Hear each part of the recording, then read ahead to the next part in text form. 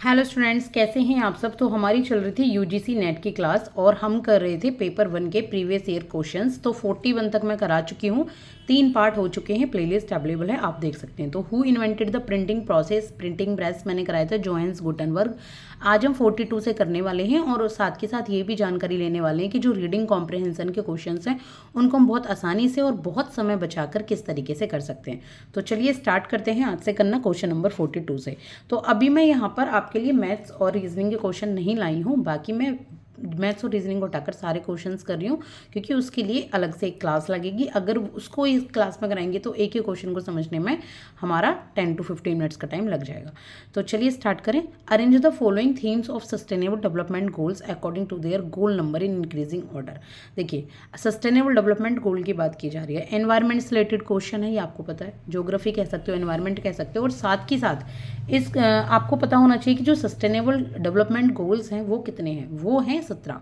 ठीक है, कितने गोल्स होते हैं? 17। और सस्टेनेबल डेवलपमेंट गोल्स क्यों बनाए गए हैं, क्यों होते हैं? क्योंकि देखिए, जितने भी नेचुरल रिसोर्सेज है हर आदमी उनका बहुत ज़्यादा यूज़ कर रहा है, लेकिन हमें उन नेचुरल रिसोर्सेज का यूज हमारी आगे आने वाले जनरेशन को भी ध्यान में रखते हुए करना है। ऐसा ना हो कि उनके लिए खेत ना बचे, उनके लिए वन ना बचे, उनके लिए पानी ना बचे, उनके लिए रहने लायक एनवायरनमेंट ना बचे।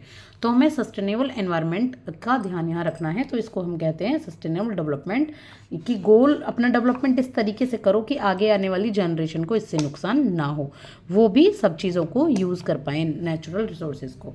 तो चलिए समझते हैं। तो अब ये हमें बताना है कि गोल नंबर इंक्रीजिंग ऑर्डर में क्या है, यानी कि पहले कौन सा गोल आता है, फिर कौन सा गोल आता है, फिर कौन सा गोल आता है सस्टेनेबल डेवलपमेंट गोल्स में। तो 42 आपका है क्वेश्चन। तो इसमें जो सबसे पहले देखिए आता है वो आता है जीरो हंगर, कि पहले तो कोई भूखा ही नहीं होना चाहिए। तो पहले नंबर पे आ जाता है यहाँ पे जीरो हंगर। अब हम बात करेंगे, मैं ये नहीं कह रही हूँ सिर्फ दूसरे नंबर पे, तीसरे नंबर पे, हम यहाँ इंक्रीजिंग ऑर्डर में बात कर रहे हैं। फिर आएगा यहाँ पे आपका क्वालिटी एजुकेशन, की अच्छे से स्टडी होनी चाहिए, पढ़ाई होनी चाहिए। तीसरा आता है यहाँ पे जेंडर इक्वालिटी, की पुरुष और महिलाओं को समान समझा जाए। फिर चौथा यहाँ पे आता है क्लाइमेट एक्शन, क्लाइमेट के बारे में। और पांचवा आता है पीस एंड जस्टिस। तो इस तरीके से ये इंक्रीजिंग ऑर्डर में है, तो आंसर निकल जाएगा BEAD से। आप मेरी बात मानिए, एक बार पॉज कीजिए और दोबारा इनको समझिए और पढ़िए, या थोड़ा बैक करके देखिए। ये समझना बहुत जरूरी है, क्योंकि सस्टेनेबल डेवलपमेंट गोल से क्वेश्चन आता ही आता है। इसके बाद है what are the advantage of using computing word processing software, कि अगर वर्ड प्रोसेसिंग सॉफ्टवेयर को आप यूज़ कर रहे हो, जब भी आप कंप्यूटर यूज़ करते हो तो वर्ड प्रोसेसिंग सॉफ्टवेयर का यूज़ करते हो, तो उसके एडवांटेज क्या है, हमें एडवांटेज बतानी है। तो ये जो क्वेश्चन है ये आपका A, B and C type का है, ये देखिए। तो अगर हम इसके एडवांटेज बताएं तो पहले हम एक बार पढ़ लेते हैं इसको। तो देखिए, इसकी पहली एडवांटेज है the user does not have to install word processing software on the computer, कि ऐसा कंप्यूटर पे ऑलरेडी वर्ड प्रोसेसिंग सॉफ्टवेयर होता है, उसको इंस्टॉल करने की ज़रूरत नहीं होती है। तो पहली एडवांटेज तो यही है। दूसरा, the user does not have to allocate space to install in the hard disk, की अलग से हार्ड डिस्क में रखने की इसको ज़रूरत नहीं होती है वर्ड प्रोसेसिंग को। और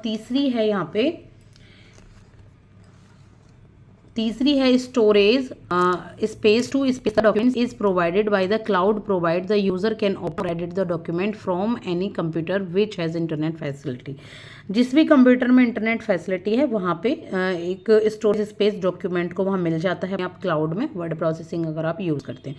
तो तीनों ही सही है। लेकिन गलत कौन सा है? गलत है number D, if the user has slow internet connection, तो उसको कोई प्रॉब्लम फेस नहीं आएगी अपने डॉक्यूमेंट को सेव करने में भी। ऐसा नहीं हो सकता, स्लो है प्रॉब्लम तो प्रॉब्लम फेस आएगी।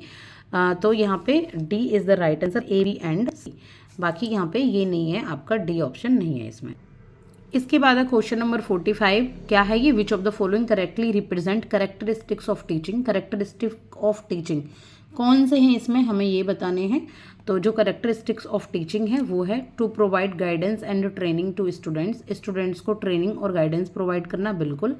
इंटरेक्शन बिटवीन अथॉरिटीज़, अथॉरिटीज़ के बीच में इंटरेक्शन रखना, बिल्कुल भी नहीं, ये नहीं हो सकता। To provide formal and informal education, दोनों ही इनफॉर्मल और फॉर्मल एजुकेशन प्रोवाइड करना, क्या ये है इसका? ये भी है। इसके बाद है an art to impart knowledge to students in an effective way, बहुत इफेक्टिव तरीके से स्टूडेंट्स को नॉलेज दी जाए। इसके बाद है to prepare policies for corporate bodies, corporate bodies के लिए यहाँ पे पॉलिसीज़ बनाई जाएं, बिल्कुल भी नहीं। तो ये दोनों तो नहीं है आपका, आप ये एलिमिनेट कर सकते हैं, बी और ई नहीं है। तो आंसर क्या है, ए, सी एंड डी ओनली। आंसर हो जाएगा नंबर सी। अब आ गई है पैसेज की बारी। ठीक है, अब हम पैसेज समझेंगे। देखिए 40 से 50 क्वेश्चन यानी कि 5 क्वेश्चन आपके पैसेज में आए हुए हैं, तो बहुत इंपॉर्टेंट ये जगह आपकी पैसेज रखते हैं। तो चलिए हम पैसेज को समझ लेते हैं। देखिए ये एक पूरा पैसेज दिया गया इतना बड़ा, आपको इसे पहले पढ़ने की बिल्कुल भी ज़रूरत नहीं है। अगर आप इसको पहले पढ़ने बैठ जाए तो आप इसको एक कहानी के रूप में समझते जाएंगे और अभी आपको समझ नहीं आएगा।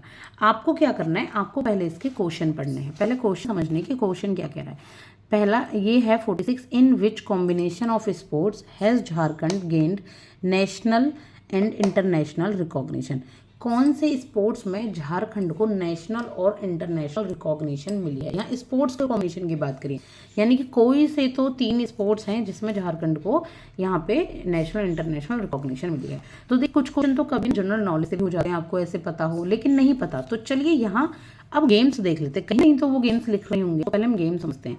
एक बार नज़र डालिए ऊपर से लेके सरसरी नॉर्मल नज़र डालिए, कहीं गेम्स नज़र आ रहे हैं। देखिए नेशनल रिकॉग्निशन, यहाँ ये रहा, हॉकी, आर्चरी और क्रिकेट। 3 गेम्स कौन से निकल गए, जरूरत ही नहीं है ज़्यादा कुछ ध्यान करने की, हॉकी, आर्चरी और क्रिकेट। आंसर क्या हो गया, answer number A, number is the answer. अब इसके बाद हम करेंगे क्वेश्चन नंबर 47, जो कि है Jharkhand has become a favourite destination for visitors from India and because of its. कि जो झारखंड है इंडिया के विजिटर्स की और एब्रोड यानी कि लोग रहते हैं उनके विजिटर्स की बहुत अच्छी डेस्टिनेशन बन चुकी है, फेवरेट डेस्टिनेशन। क्यों नहीं है, स्टोन कार्विंग एक्टिविटीज से या मिनरल वेल्थ से, नेचुरल अट्रैक्शन से या सेंट्रल लोकेशन से। तो अगर आपको जनरली पता है तो आप आंसर कर सकते हैं, वरना आप एक बार ना ये पढ़िए कि कहीं ना कहीं ये फेवरेट डेस्टिनेशन आएगा, विजिटर्स आएगा, कहीं ना कहीं ये टर्म जहाँ आएंगे तो वहीं आपको आसपास इसका आंसर मिल जाएगा। तो यहाँ पे है, यहाँ पे चलिए हम पढ़ते हैं इसको, आंसर क्या है इसका।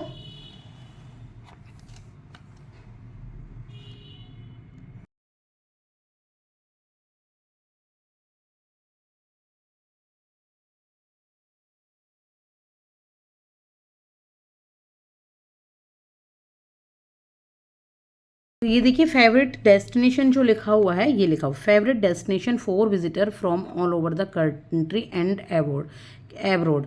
किसके लिए, they are also initiative taken to organise state level festivals to promote arts and craft और नेचुरल एंडोमेंट। ठीक है, नेचुरल एंडोमेंट। तो यहाँ देखिए हम इसका आंसर पढ़ सकते हैं, क्या आ रहा है यहाँ पे।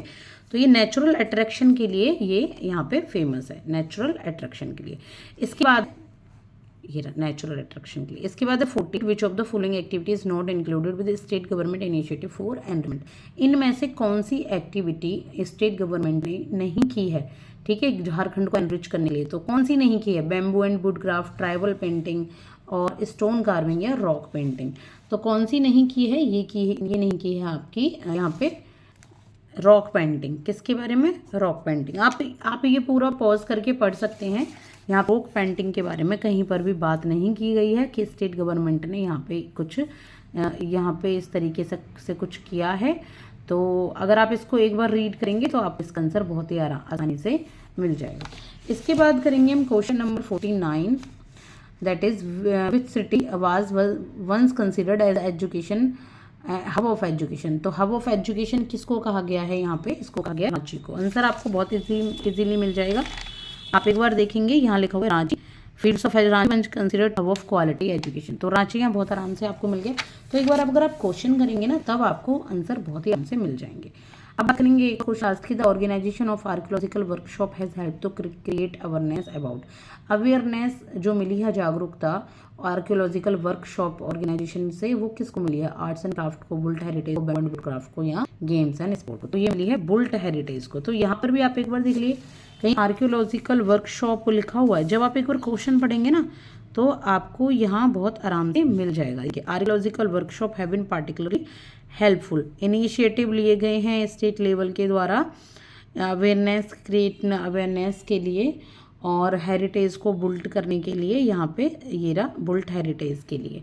ठीक है, आंसर यहाँ मिल गया। तो ये था, मैंने एक पेपर आपको पूरा अगस्त 2024 का करा दिया है। नेक्स्ट क्लास में जो मैं आपके लिए लेकर आऊँगी वो फिर से मैं 2024 का एक और एग्जाम पर लेकर आऊँगी प्रीवियस ईयर क्वेश्चन। तो देखना मत भूलिएगा। इस तरीके से आप अपनी प्रैक्टिस करते रहिए। Best of luck for your upcoming exams, और चैनल को सब्सक्राइब कीजिएगा। आपको ऐसी ही बेहतरीन क्लास आपको मिलेंगी बहुत ही आसान और बहुत ही प्रैक्टिकल तरीके से। Thank you so much.